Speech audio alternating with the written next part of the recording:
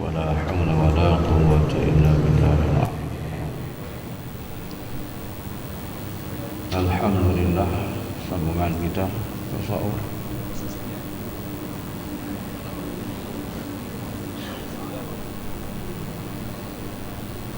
Sambungan ke surat 709. Abu Sa'labah Al-Khushani radhiyallahu anhu berkata, Nabi sallallahu alaihi wasallam bersabda, Inna min ahabbikum ilayya wa adnakum minni majlisan fil akhirah ahsanukum akhlaqa wa inna min abghadikum ilayya wa ab'adikum minni majlisan fil akhirah aswa'ukum akhlaqa. Sesungguhnya yang sangat aku sayang dan yang terdekat majlisnya padaku di hari kiamat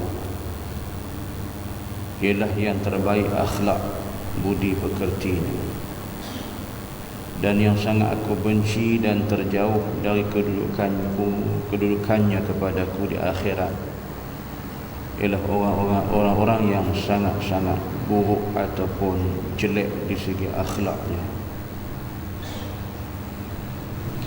Sambungan daripada yang Doktor baca pagi semalam.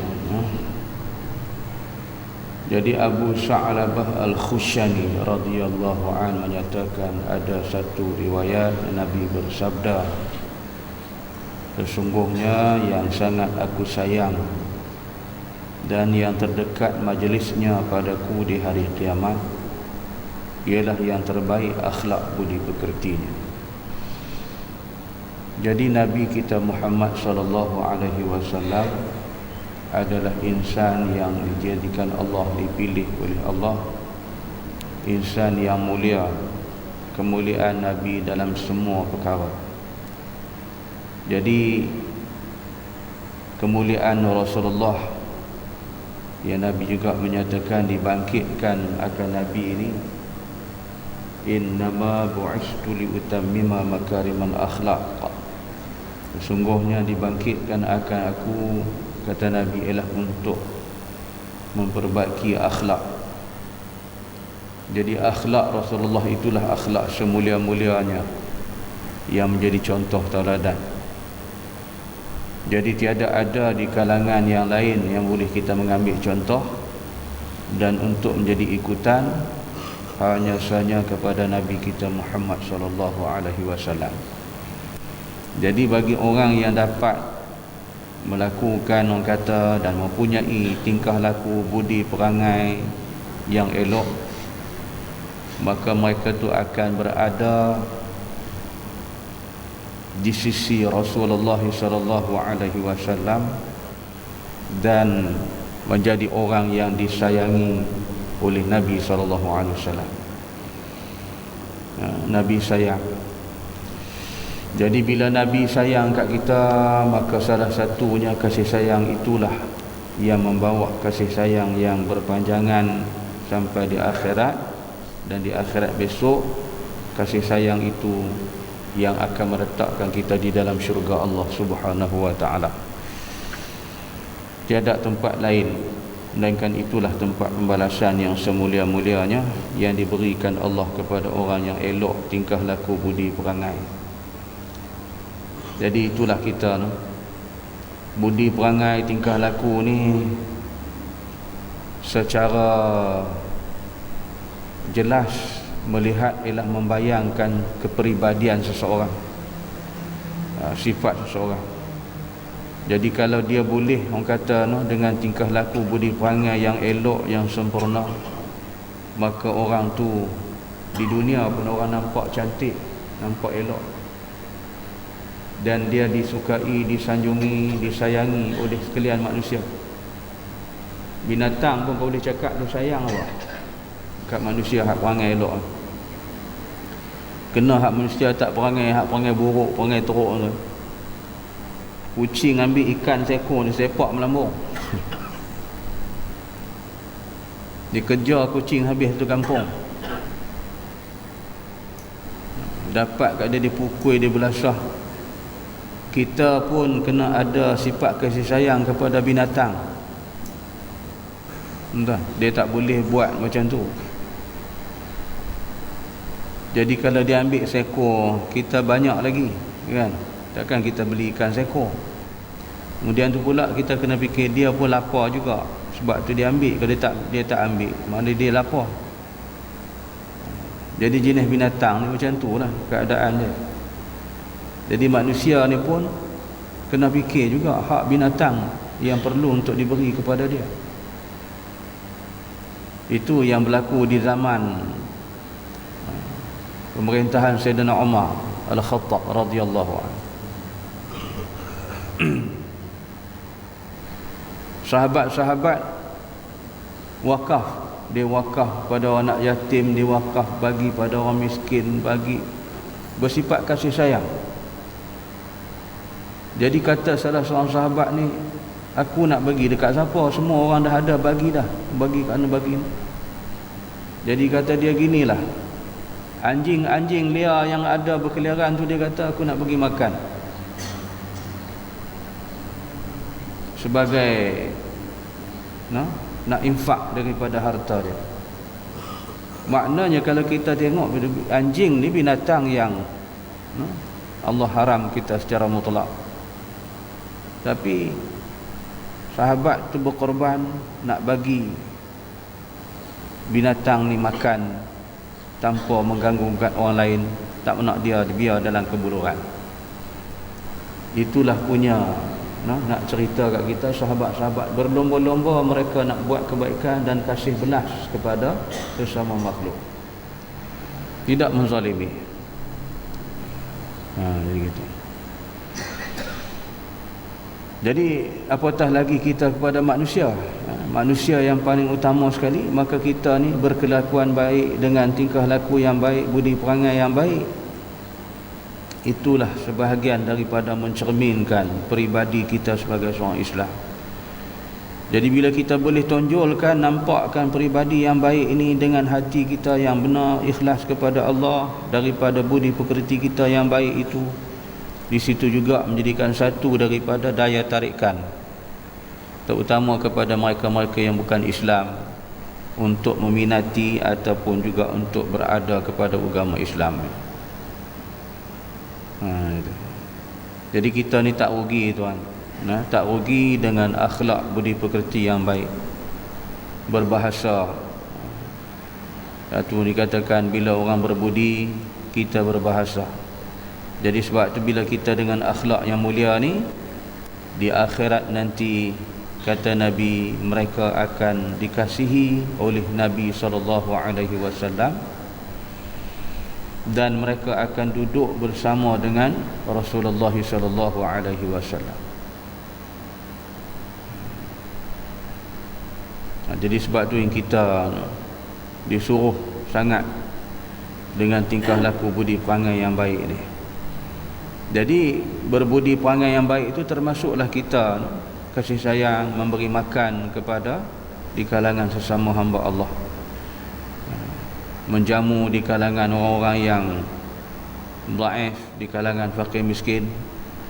Kita menjamu tetamu-tetamu kita yang datang ke rumah kau, kita menjamu bagi kawan rakan kita makan. Ini semua adalah tingkah laku budi perangai yang baik, orang yang bermurah hati, berbelanja untuk kebaikan di jalan Allah. Jadi tiba di akhirat besok, maka kita akan berada di dalam kasih sayang Rasulullah dan berada di sisi Rasulullah. Dan sebaliknya pula kata Nabi, wa inna min abghadikum ilayya wa ba'adikum minni majlisan fil akhirah aswa'ukum akhlaqa. Dan yang sangat aku benci dan terjauh kedudukannya kepada aku di hari akhirat ialah orang yang sangat buruk budi perangai tingkah laku. Orang buruk, orang jelek, orang perangai huduh. Jadi orang perangai tak elok, perangai huduh ni adalah dibenci oleh Nabi SAW dan jauh daripada Nabi di akhirat besok. suka bergaduh dengan orang, nak buat kacau orang, mengganggu gugat hak jiran tetangga, mengganggu hak orang lain. Jadi segala macam jahat yang dibuat. Jadi pendek kata, tingkah laku budi perangai itu memang orang tak suka. Sebab tu kalau kita tengok dalam masyarakat kita ni, apabila ada di kalangan anak-anak ataupun di kalangan anak-anak kita, bila dia jahat sangat, orang tanya juga. Sebab tu kita ni kena jaga tu. Dia kata anak siapa tu, orang tak tanya engkau nama apa, orang tanya anak siapa, kan? Orang kata anak si Anu, si Anu. Kenapa? Dia kata teruknya perangai. Tu. Kena hak jahat dia terjahat, ya Allah. Setan mengalah dia. Jahat. Itu juga sebaliknya kalau budak tu baik. Dia tengok baik, dia kata anak siapa? Dia kata anak si Anu, si Anu. Anak si Fulan bin si Fulan. Kenapa? Dia kata bagusnya tingkah laku, eloknya budi pekerti.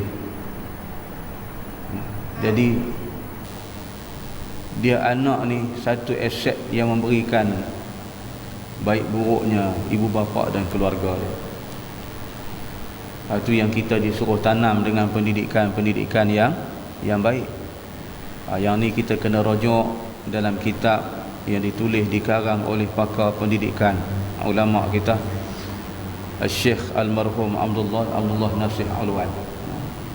Almarhum Syekh Abdullah Nasih Alwan dalam kitab yang bertajuk Tarbiyah Al-Walad fil Islamiyah, pendidikan anak-anak dalam Islam. Dia ada 2 jilid tu. 2 jilid 7 fasa perbincangan dalam bab pendidikan anak-anak. Jadi panjang cerita. Dia tuan boleh tengok dalam tu. Jadi bila kita kembali kepada tuntutan akhlak ni, dia adalah sebahagian daripada iman. Orang yang berakhlak baik adalah tersebahagian daripada iman dia kepada Allah. Sebab yang berakhlak buruk itu juga orang yang buruk imannya kepada Allah. Orang yang baik akhlak, baiklah iman dia kepada Allah. Dia jadi macam tu. Jadi sebab tu akhlak ni adalah dikatakan sebahagian daripada iman, budi pekerti, tingkah laku. Apa lagi akhlak yang baik? Malu. Sifat malu. Al-imanu bid'un wa sittuna syu'bah, al-haya'u syu'batun minal iman. Jadi kata Nabi, iman ni tertakluk kepada lebih daripada 60 cawang-cawangan. Al-haya'u syu'batun minal iman. Malu tu salah satu daripada cabang iman. Malu nak buat perkara hak yang buruk, bukan malu nak buat hak baik. Ajak mari mengaji, dia kata malu saya. Ini bodoh. Tak kena. Malu nak buat hak benda tak elok tu. Ajak mari sembahyang jemaah, jom pergi masjid. Mana? Masjid. Malu aku, dia kata aku tak nak pergi masjid. Ni tak kena. Kita malu, jom mana kedai judi. Tak nak aku malu. Yang tu kena. Ajak masuk kedai judi, ajak pergi sarang pelacur, ajak kita pergi minum arak. Jadi kita tak mau, benda tu kita malu.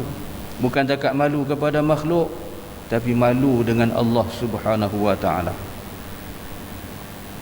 Yang tu betul. Ajak kita pergi mencuri, mana? Jom kita curi kambing. Tak nak aku. Malu dengan Allah. Malu dengan makhluk ni sifat sementara je, tapi malu dengan Allah kekal abadi. Sebab apa? Bangkit di akhirat besok, kita disoal, dihimpun di hari mahsyar, disaksikan oleh umat manusia daripada Nabi Adam tu sampai Nabi Muhammad sallallahu alaihi wasallam. Tak malu?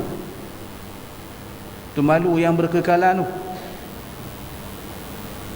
Kita nak pergi sorak muka kat mana? Mahkamah dunia bolehlah tutup dengan jaket, tutup dengan kot, tutup dengan surat khabar. Tutup dengan kapek. Ada dulu kan kes tutup dengan kapek. Wartawan nak pergi gambar tak boleh. Malu kan. Jadi kita ingat bahawasanya hari yang dibangkitkan kita di akhirat besok. Di sanalah tempat yang paling kita takuti, yang paling kita malu di hadapan Allah Subhanahu wa taala. Jadi malu tu satu daripada cabang iman. Dan berbudi baik walaupun dengan mengambil sebatang paku, walaupun serpihan kaca, pindahkan daripada tempat yang boleh memudaratkan, diselamat keadaan itu pun termasuk di kalangan orang yang beriman. Kita lalu ke jalan nampak paku, ambil paku tu, tolong korek tanah, tolong tanamkan dia. Kok nanti kena tayar motor orang, kena tayar motosikal orang lain, kena kaki orang. Kita berfikiran begitu, itu pun dikira iman daripada cabang-cabang iman orang yang baik. Tu. Kita tak ada kadang-kadang nampak benda tu bukan tak nampak, lantak kau punya pasal lah. Siapa nampak, tak nampak mampu lah kan. Lantak kau punya pasal lah. Kau kena bukan tayar kereta aku, kereta dia. Tu perangai buruk, perangai busuk. Allah Nabi tak suka tu. Jadi kita ambil tu, tolong selamat, pindah benda kecil ya. Itu dikira sebahagian daripada iman. Tu yang dicurai daripada itulah, daripada hadis yang saya kata tadi itu. Al-imanu bid'un wa sittuna syu'bah, al-haya'u syu'batun minal iman. Dalam tu. Ingat lagi Tok Guru hurai dulu. Mati dah Tok Guru saya. Sempat balik jumpa dia tu hari. Lepas tu balik janji dengan kawan nak pergi buka kitab sebulan sekali, balik nak pergi mengaji dengan dia lah, nak ambil barakah dia. Pergi jumpa dengan dia, lepas tu balik mari KL. Sampai dekat Rawang, sahabat telefon. Dia kata Tuan Guru kita kembali ke rahmatullah. Tak ada rezeki dah. Rezeki boleh jumpa dia. Jadi gitu tuan-tuan.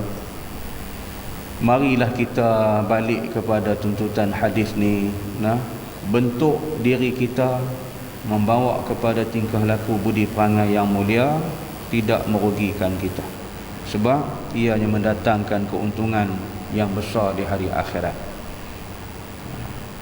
Jadi esok ni kita duduk bersama dengan Rasulullah, dikasihi oleh Rasulullah. Jadi siapa tak nak tentang benda ni? Kita pun tak nak jumpa dengan Nabi. Nabi wafat, kita pun tak ada masa tu. Jadi bila akhirat boleh jumpa dengan Rasulullah, duduk dengan Rasulullah, dengan kasih sayang Rasulullah dalam syurga Allah Subhanahu wa taala. Jadi kalau orang tanya apa tuntutan hukum wajib berakhlak mulia, berakhlak baik, ada hadis. Tu hadis yang pendek tu Nabi kata innama bu'istu li utammima makarimal akhlaq. Jadi para ulama bincangkan bermakna akhlak tu satu daripada intipati iman. Beriman kepada Allah tu wajib, maka wajib berakhlak mulia yang baik. Tak boleh kita lari. Jadi itulah, mudah-mudahan kita doalah kepada Allah supaya kita diperelokkan. Sebab tu Rasulullah bila duduk depan cermin, menghadap kat cermin, Nabi baca doa. Dipandang wajah kita dalam cermin, ya Allah, Engkau elokkanlah budi perangaiku, tingkah lakuku sebagaimana Kau elokkan rupa parasku, ya Allah. Kan? Tu kita doa. Tu. Duduk depan cermin, nampak wajah kita, kita pun kata cantik muka aku ni, kan? Jadi doa dekat Tuhan, Nabi doa macam tu. Ya Allah, Kau jadikanlah rupa paras, kecantikan budi perangai-perangaiku, tingkah lakuku sebagaimana Kau elokkan rupa parasku, ya Allah. Jadi dengan tu mudah-mudahan kita tidak menjadi insan yang sombong, insan yang takabur, riak dan sebagainya. Segala-galanya dengan doa itu boleh melenturkan diri kita yang baik, hati-hati yang keras menjadi baik, insya-Allah. Jadi gitu nah. Wallahu a'lam. Disambung besok. Ibnu Abbas radhiyallahu anhu berkata, Subhanakallahumma wa bihamdika asyhadu an la ilaha illa anta astaghfiruka wa atubu ilaik. Bismillahirrahmanirrahim. Wal 'asri insana lafi khusr ila alladhina amanu wa 'amilus shalihat wa tawassaw bil بالحق وتواصوا بالصبر صدق الله العظيم. السلام عليكم ورحمة الله وبركاته.